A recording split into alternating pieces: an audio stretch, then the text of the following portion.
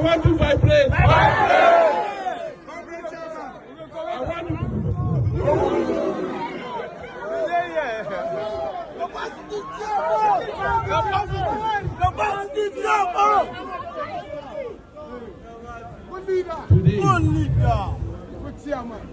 Today, yes, the voice of the youth, of the APC,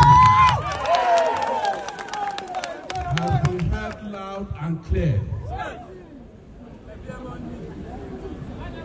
I am that bridge between the young and the old.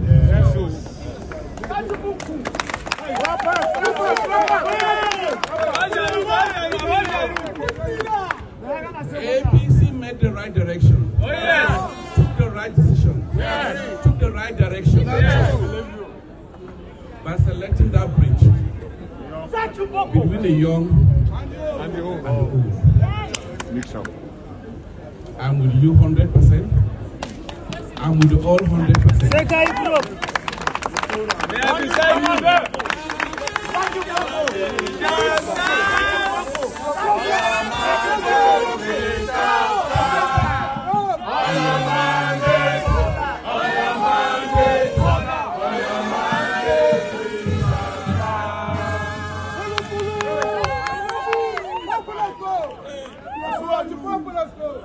We've told others, no party in Nigeria ever has provided social protection for the young people more than this party. Yes. As we said,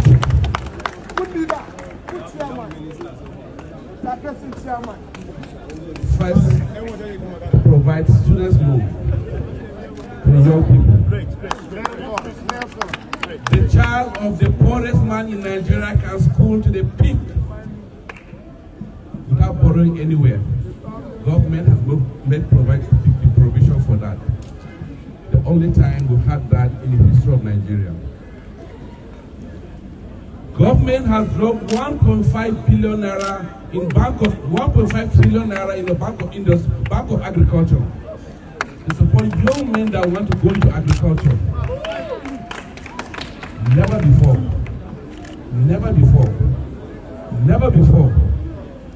have we had this opportunity. We have the youth fund. The youth fund being given for the youths. Never before has any government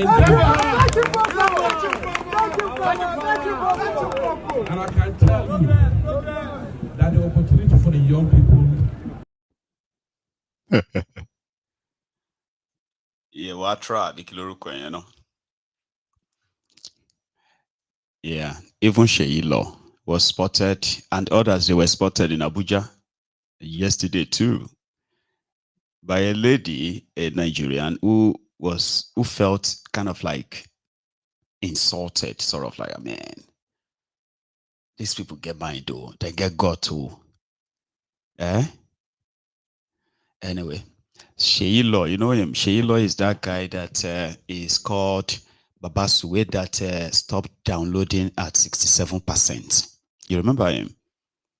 Yeah, Dimeru that stopped. It's like you are downloading Babasuwe, and as you are downloading, it just stopped downloading at 67%.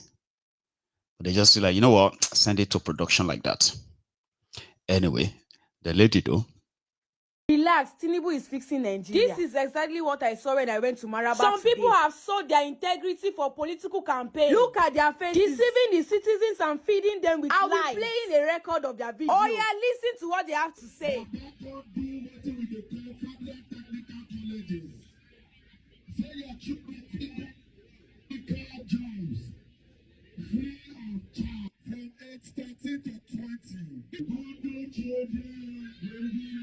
To fear upon a speech. As in, I'm gotten to the extent of using children for political campaign. Just imagine sharing biscuit and 500 naira for this children. The worst of it all is tribalism. I said I will never talk about politics, but they pay me for body, they pay me. Shame no, they catch these old men and they listen to them.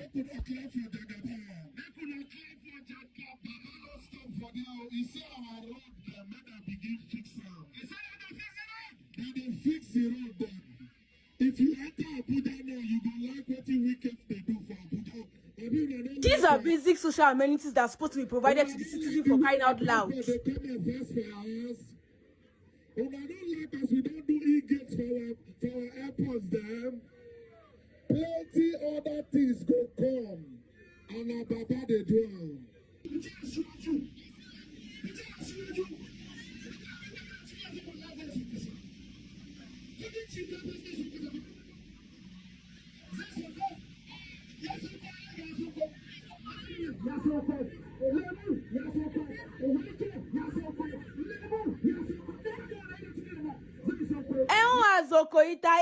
They are not sending GMO food to Nigeria. The citizens are dying of hunger. You are talking about price of food is increasing by what day. About the educational system? If you see government schools today, shame go catch the government no longer provide job opportunities for the youth. When will Nigeria ever get better? Have you forgotten so? No, be all of us suffer for cashless. Some of una go see collect. Anyway, people are just doing, they are doing their own job, what they are being paid to do. It is now left for the real victim of bad governance themselves, right? To what? To reject them and stand by that rejection, I think. But time will tell. Okay? Time will tell. Oh, talking about GMO, by the way. Yesterday, was it yesterday or the day before? I don't know when this was, right? But it's part of the deliberation in their National Assembly. As much as their indigenship bill has been withdrawn, I think so is their GMO drive. But the GMO is already everywhere in Nigeria, from what I gathered. Not only that they have been cultivated everywhere on thousands of hectares of land in the north, in the south. They have invested so much in local people who are promoting this same thing. Local farmers, what do you call those presenters and the rest of them as we speak. But the National Assembly House of Representatives of Nigeria are saying, oh, we're going to put a hold on it. I don't even know what that means. Probably from the paper he's reading it from. I don't think the value of his statements is beyond this room. But they said they have banned GMO, the further supply of GMO products to Nigeria. Watch this. It's a deliberation, though. Is referred to Committee on Ecological Fund. The 10th order of the day is a motion on the need to investigate the introduction of genetically modified crops in Nigeria, starting in the name of Honorable Tolani Shakaya. Honorable Shagaya is invited to move the motion. 2 minutes. Thank you very much, Mr. Speaker. Honorable colleagues, I remain Honorable Mukhtar Tolani Shagaya, and I represent Nigerians, starting from Ilorin West, Asa Federal Constituency, and from the State of Harmony, Mr. Speaker, Kwara State. Mr. Speaker, I rise this afternoon to move a motion on the need to investigate the introduction of genetically modified crops in Nigeria. The House notes that genetically modified crops, commonly referred to as GM crops, are plants used for agricultural purposes whose DNA have been altered using genetic engineering methods. The House also notes that the recent introduction of genetically modified crops in Nigeria has raised serious questions, mostly about safety, regulatory oversight, and the potential impact on the country's biosafety and ecosystem. The House is aware that genetically modified foods have been created to contain almost anything, including genes which have higher levels of toxicity and negative long-term effects on human health. The House is further aware that the National Biosafety Management Agency, NBMA, has been accused of approving the introduction of GM crops into Nigeria without following due process and scientific protocols. The House is also concerned that these GM crops are being introduced into Nigeria at a time when the said crops are being banned in several countries like France, Russia, Germany, China, India, and a host of other countries in Europe due to safety concerns. The House is also concerned that GMO crops' long-term impact on human health remains uncertain, prompting precautionary measures due to potential health risks, including cancer, antibiotic resistance, allergic reactions, and reproductive issues. The House is cognizant that of the need to prioritize public health, biodiversity, and traditional farming practices due to uncertainties surrounding the long-term impact of GMOs on health, environment, and food security. Therefore, the House resolves to 1.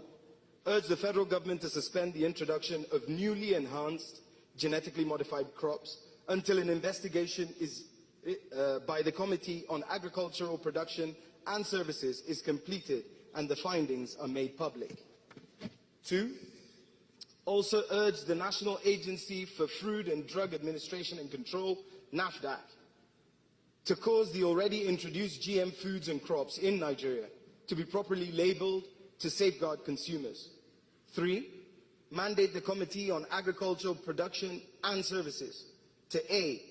Conduct a comprehensive investigation into the introduction of genetically modified crops in Nigeria by the National Biosafety Management Agency. B. Assess the potential health and environmental risks associated with genetically modified crops and report back to the House within 4 weeks.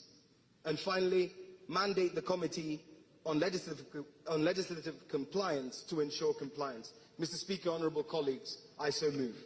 Thank you. Honourable Dalaba. Thank you, Mr. Speaker. Abubakar Hassan Nalaraba, OON. I represent Awedo Makana Federal Constituency. I'm from Nasarawa State. I rise to second the motion ably moved by my dear colleague, Honorable Tola Nishagaya. I so second, Mr. Speaker. Thank you. It's a straightforward motion. Those in support of this motion say aye. Those against say nay. The ayes have it. This motion is referred to the Committees on Agricultural Production and Services. The 11th order of the day is a motion on. Yeah, just so you know that the conversation has become a case of motion, or has become a motion to be moved in their National Assembly. So people need to be educated more about what they are consuming, public health. There's a reason why these countries that ban these crops being kind of cultivated in their countries, right? Doesn't mean that all of them are not welcoming GMO product, but it must be properly labeled. So when you go to the store, you should be able to know what you are buying. Do you understand? It's like, what is this? You know what I mean? What is that? So consumers must be given that choice. You don't dump it on them and watch if they're going to die or not. So from my own understanding, we have been consuming the GMO products, directly or indirectly for a while. But the good thing also is that you always have that choice. I never thought it was actually a thing until 2 years ago when I was like, okay, yeah, I'm going to be paying attention because I eat lots of fruits myself. So yeah, but I don't know how they're going to do it. You get? The supposed advanced countries have considered the implication of this on the public health and the backlash that is going to follow, the long-term effects. So they chose not to have it in their countries. And some says that the cultivation should be controlled because, you can't replant GMO seeds. You can't. So once you harvest, you have to go back and buy it from those who are making it. So a lot of people are also concerned about, patents or patency or something like that, where if the manufacturer chooses not to sell to you or decided to inflate the price and all of that, is that not going to bring back the same, the same problem of starvation, food control, and all of that? Something that Africans have been in charge of for a very long time until, they have become bedeviled with animals in human skins as leaders who have opted to make their countries as the dumping ground for the rest of the world. Do you get what I mean now? So Nigeria has no really good healthcare system that covers the entire population. And it is also very expensive to access any real standard healthcare. So a lot of people dying or currently suffering from one medical disorder that they got them from what they have been consuming. So government should always be very concerned, okay, in my own opinion. And the people should be given the choice or the choices of what they want to consume. Okay? But we all know that the philanthropist, the billionaire American philanthropist that is funding this in Africa, we just don't understand why. I won't say we don't know why, but we just don't understand why. So Africans are supposed to be protected by their own leaders and their governments. Unfortunately, majority of them have turned Africans into their bargaining chips for a better, sort of better life. How can you be leader of a country and you're looking for a better life outside the country for your own children? It's crazy, yeah? Anyway, I am going to touch a bit on, their usual ongoing bigotry Olympics. So this is where I'm going to kind of speak for another 5-10 minutes, okay? And I will open the line and see if we can take a few calls this afternoon, okay? You see, from my own experience, when you look at the politically sponsored tribalism, bigotry in Nigeria today, you realize that it's actually the poor people. And when I say poor people that are mostly involved, I'm not saying those who, like those who can't feed or buy things for themselves or whatever. No. There are those who are, morally bankrupt, morally poor. There are those who are mentally poor, right? And every other poverty that you can ascribe to human behavior, behavioral attitudes and all that. Because when you look at the rogues who are ruining Nigeria, sharing the proceeds of the land, the wealth of the land, privatized it for themselves, right? They don't really, they don't really, care about your tribalism or what have you. Those who have vested interest, or those that are actually spreading it, telling you how they passionately hate this or passionately hate that. But here is my own advice, because I am not going to ask you to stop your bigotry, okay? Since bigotry, tribalism in Nigeria is, systemic. It is either some are promoting it and others are amplifying it as well, while others are defending it. But it exists. And it has now gotten to that scary stage now. Depends on how you want to see it, though, but it has gotten to that scary stage now where people can begin to actually attack themselves simply because they have different tribes in the same country. Now, if people like us tell you that Nigeria is a failed country, courtesy of these failed leaders you've had and you still have, you are going to say we are unpatriotic or we don't love Nigeria, but it's just the plain truth. A lot of you love living the lies, but you see, happenings and instances of all these incidents happening, right? They are the pointers to validate that statement. You may pretend to yourself that you have one Nigeria. Some of you are even telling yourself that we need to try and come together and be together. What we need is to respect one another. Respecting one another is far greater than loving one another. You know what I mean? Like, respecting one another for who we are, our boundary and the rest of that, and should be universal. And that is lacking. We don't have any respect for one another. Politicians in Nigeria are so lucky that the millions that they are impoverished are so busy tearing themselves apart, especially online, tearing themselves apart to outdo one another on tribalism. So I don't have any advice for you. I just want to point one or two things out that maybe you should ponder on. Maybe. Tribalism in Nigeria is a weaponized political tool which has kept the people so divided enough that there are other ingredients too, like religion, like class, and for a view. But if any of you has become recruited into this, your bigotry campaigns and all of that, think you are doing yourself any good.